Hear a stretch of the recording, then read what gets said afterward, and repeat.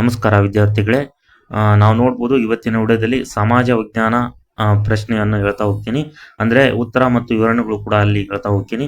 ನೋಡ್ಬೋದು ಯಾರ್ಯಾರು ಟೀಚರ್ಸ್ ಎಕ್ಸಾಮ್ಗೆ ಓದ್ತಿದ್ರೋ ಹಾಗೂ TET ಆಗಿರ್ಬೋದು ಮತ್ತು SD FD ಆಗಿರ್ಬೋದು ಮತ್ತು ಪೊಲೀಸ್ PSI ಯಾರ್ಯಾರು ಎಕ್ಸಾಮ್ ತಯಾರು ಮಾಡ್ತಿರೋ ಅವರೆಲ್ಲರಿಗೂ ಅನುಕೂಲವಾಗಿರ್ತಕ್ಕಂತಹ ಕಾಮನ್ ಒಂದು ಸಬ್ಜೆಕ್ಟ್ ಅಂದರೆ ಸಮಾಜ ವಿಜ್ಞಾನ ಅಂತ ಹೇಳ್ಬೋದು, ಅಂದರೆ ಹಿಸ್ಟ್ರಿ ಅಂತ ಹೇಳ್ತೀವಿ. ಇದಕ್ಕೆ ಸಂಬಂಧಪಟ್ಟಾಗಿರ್ತಕ್ಕಂಥ ನಾನು ಹಲವಾರು ರೀತಿಯಾಗಿರ್ತಕ್ಕಂಥ MCQ ಕೂಡ ಮಾಡ್ತಾ ಹೋಗಿದ್ದೀನಿ. ಹಾಗಾಗಿ ಯಾರ್ಯಾರು ಈ ಚಾನಲನ್ನು ಹೊಸದಾಗಿ ನೋಡ್ತಿದ್ರೋ ಅವ್ರೇನು ಮಾಡಿರಪ್ಪ ಅಂದರೆ ಈ ಚಾನಲನ್ನು ಸಬ್ಸ್ಕ್ರೈಬ್ ಮಾಡಿ ಮತ್ತು ಮುಂದೆ ಬರ್ತಕ್ಕಂಥ ಎಲ್ಲ ವಿಡಿಯೋಗಳನ್ನು ನೀವೇನು ಮಾಡ್ಬೋದಾ ಉಚಿತವಾಗಿ ವೀಕ್ಷಣೆ ಮಾಡ್ಬೋದು.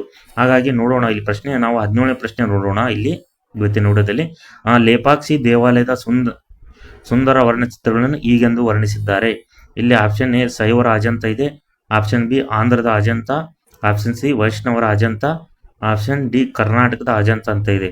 ಇಲ್ಲಿ ನೋಡ್ಬೋದು ಸರಿಯಾದ ಉತ್ತರ ನಾವು ಶೈವರ ಅಜಂತ ಅಂತ ಹೇಳ್ತೇವೆ.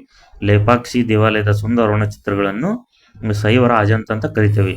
ಹಾಗಾದ್ರೆ ಇಲ್ಲಿ ವಿವರಣೆ ನೋಡುವುದಾದರೆ ಶೈವರ ಅಜಂತದ ಬಗ್ಗೆ ನಾವು ಸ್ವಲ್ಪ ನೋಡೋಣ. ಅಲ್ಲಿ ಆಂಧ್ರ ಪ್ರದೇಶದ ರಾಜ್ಯದಲ್ಲಿರುವ ಲೇಪಾಕ್ಷಿಯು ವೀರಭದ್ರ ದೇವಾಲಯದಲ್ಲಿ ಶಿವನ ಹಲವಾರು ಲೀಲೆಗಳನ್ನು ಚಿತ್ರಿಸಲಾಗಿದೆ.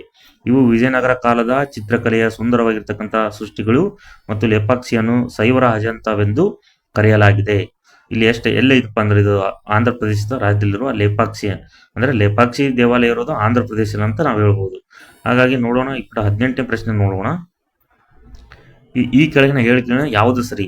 ಇಲ್ಲಿ 4 ಆಗಿರ್ತಕ್ಕಂಥ ಹೇಳಿಕೆ ಕೊಟ್ಟಿದ್ರೆ ಇದರಲ್ಲಿ ನಾವು ಯಾವುದು ಸರಿ ಅನ್ನೋದು ಹುಡುಕ್ಬೇಕು. ಅಂದ್ರೆ 3 ತಪ್ಪಾಗಿರ್ತವೆ. ಆಪ್ಷನ್ ಎ ರಾಣಿ ಪದ್ಮಾವತಿ ದೇವಿ ಗೊಂಡಾನವನ್ನು ಆಳುತ್ತಿದ್ದಳು ಅನ್ನೋದು ಒಂದು ಆಪ್ಷನ್ ಎ ಇದೆ.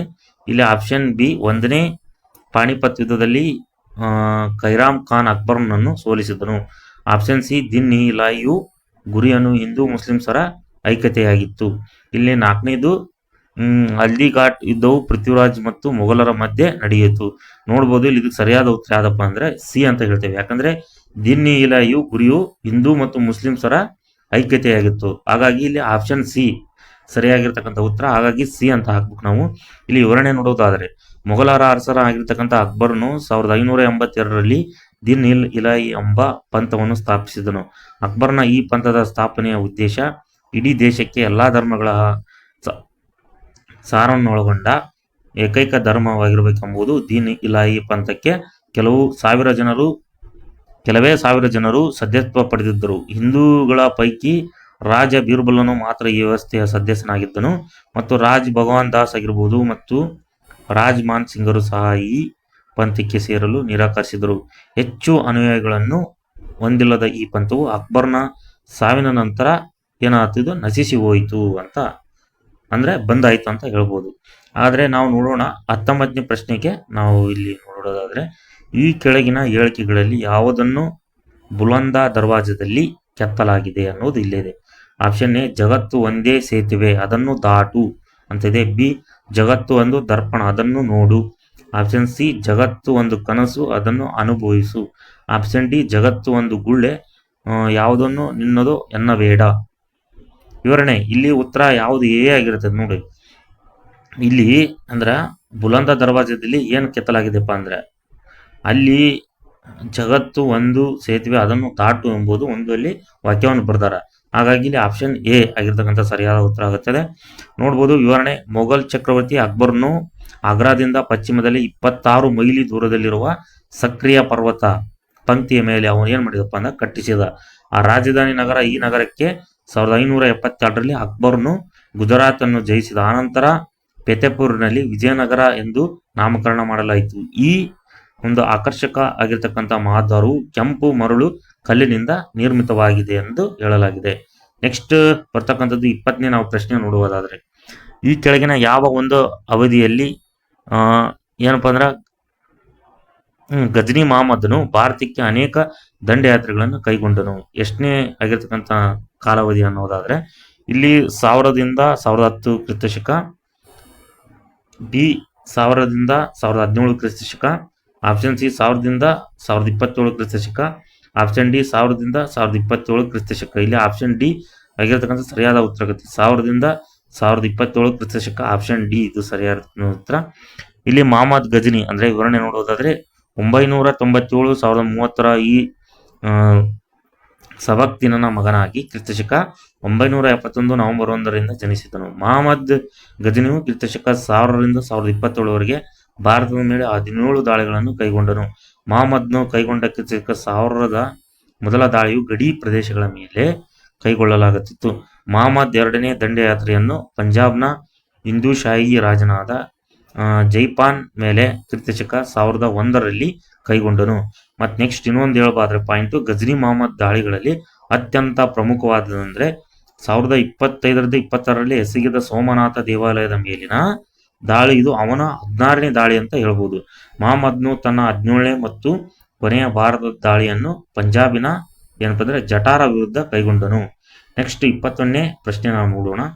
ಇಲ್ಲಿ ನೋಡೋದಾದ್ರೆ 19ನೇ ಶತಮಾನದ ಅಂತ್ಯಭಾಗದಲ್ಲಿ ಇಟಲಿಯ ವಿಭಜಿಸಲ್ಪಟ್ಟ ಭಾಗಗಳು ಇವುಗಳಿಂದವು ಅಂತ ಕೊಟ್ಟಿದೆ.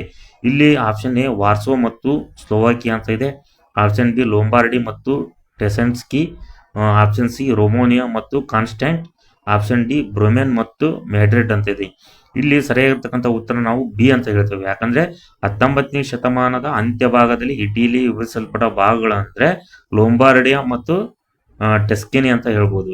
ಅಂದ್ರೆ ವಿವರಣೆ ನೋಡುವುದಾದ್ರೆ 19ನೇ ಶತಮಾನದ ಇಟಲಿ 8 ರಾಜ್ಯಗಳಾಗಿ ವಿಭಜನೆ ಹೊಂದಿದ್ದು, ಅವುಗಳೆಂದರೆ ಲೊಂಬಾರ್ಡಿಯಾ ಮತ್ತು ಟಸ್ಕನಿ. ಇನ್ನಿತರ 6 ರಾಜ್ಯಗಳು ಅಂದ್ರೆ ವಿನೇಶಿಯಾ ಆಗಿರ್ಬೋದು, ವರ್ಮಾ ಆಗಿರ್ಬೋದು, ಮೊಡೆನ್ ಆಗಿರ್ಬೋದು, ಲೂಕ್ ಆಗಿರ್ಬೋದು ಮತ್ತು ಕೊಪ್ಪನ್ ರಾಜ್ಯ ಅಂದ್ರೆ ಕೋಮೋ ಅಂತ ಕರಿತೀವಿ ಈಗ, ಮತ್ತು ಲೊಂಬಾರ್ಡಿ ಮತ್ತು ವಿನೇಶಿಯಾ ಅಂತ ಹೇಳ್ಬೋದು ನಾವು.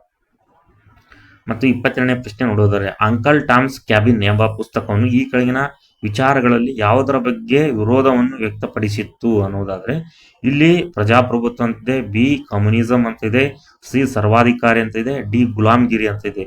ನೋಡ್ಬೋದು ಅಂಕಲ್ ಟಾಮ್ಸ್ ಕ್ಯಾಬಿನ್ ಎಂಬ ಪುಸ್ತಕವು ಇಲ್ಲಿ ಗುಲಾಮ್ಗಿರಿ ಬಗ್ಗೆ ಏನಪ್ಪಾ ವಿಚಾರಗಳ ಬಗ್ಗೆ ಅದನ್ನು ಏನ್ ಮಾಡಿದ್ದಾರೆ ವ್ಯಕ್ತಪಡಿಸಲಾಗಿದೆ. ಹಾಗಾಗಿ ಇದು ಆಪ್ಷನ್ ಡಿ ಆಗಿರತಕ್ಕಂಥ ಸರಿಯಾದ ಉತ್ತರ.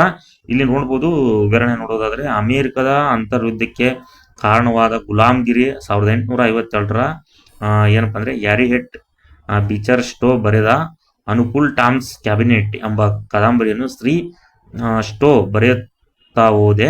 ಹಾಗೆ ವಿಫಲ ಕೃತಿಯಾಯಿತು. ಇದರಲ್ಲಿ ಕ್ರೌರ್ಯವು ಗುಲಾಮ್ಗಿರಿಯಿಂದ ದೂರವಿರಲಾರದೆಂದು, ಒಂದು ಕಡೆ ಸ್ವತಂತ್ರರು ಒಂದು ಕಡೆ ಗುಲಾಮರು ಬಾಳಲು ಅಸಾಧ್ಯವೆಂದು ಈ ಕಾದಂಬರಿ ತೋರಿಸಿತು ಅನ್ನೋದು ಇದು ಒಂದು ವಿವರಣೆ ಅಂತ ಹೇಳ್ಬೋದು. ಮತ್ತು ಲಾಸ್ಟ್ನೇ ಪ್ರಶ್ನೆ ನಾವು ನೋಡೋದಾದ್ರೆ 23ನೇ ಪ್ರಶ್ನೆ, ಮಾನವನು ಹುಟ್ಟಿನಿಂದಲೇ ಸ್ವತಂತ್ರನು, ಆದರೆ ಎಲ್ಲೆಡೆ ಎಂಬ ಸಂಕೋಲೆಯಿಂದ ಬಂದಿತ್ತನು. ಈ ಹೇಳಿಕೆಯನ್ನು ಆರಿಸಲ್ಪಟ್ಟ ಪುಸ್ತಕವು ಯಾವುದು ಅನ್ನೋದಾದ್ರೆ, ಇಲ್ಲಿ ದಿ ಅರಿಸ್ಟಾಟಲ್ ಆಫ್ ಲಾ ಅಂತ ಇದೆ, ದಿ ಡಿಸ್ಕವರಿ ಆಫ್ ಇಂಡಿಯಾ ಅಂತ ಇದೆ, ಸೋಷಿಯಲ್ ಕಾಂಟ್ರಾಕ್ಟ್ ಅಂತ ಇದೆ ಮತ್ತು ಕ್ಯಾಂಟರ್ಬರಿ ಟೇಲ್ಸ್ ಅಂತಿದೆ. ನೋಡ್ಬೋದು ಪ್ರಮುಖವಾಗಿ ಸೋಷಿಯಲ್ ಕಾಂಟ್ರಾಕ್ಟ್ ನಲ್ಲಿ ಬರೋದು ಏನಂತ ಬರೋದಪ್ಪ ಅಂದ್ರೆ, ಮಾನವನು ಹುಟ್ಟಿನಿಂದಲೇ ಸ್ವತಂತ್ರ ಅಂತ ಬರೆದು ಅದರಲ್ಲಿ ಬರೆಯಲ್ಪಟ್ಟಿದೆ ಆ ಪುಸ್ತಕದಲ್ಲಿ. ಹಾಗಾಗಿ ಇಲ್ಲಿ ಆಪ್ಷನ್ ಸಿ ಅಂತ ಹಾಕ್ಬೇಕು ನಾವು. ಇದಕ್ಕ ಸರಿಯಾದ ಅಂದ್ರೆ ಸಿ ಸೋಷಿಯಲ್ ಕಾಂಟ್ರಾಕ್ಟ್ ಅಂತ ಹೇಳ್ಬೋದು.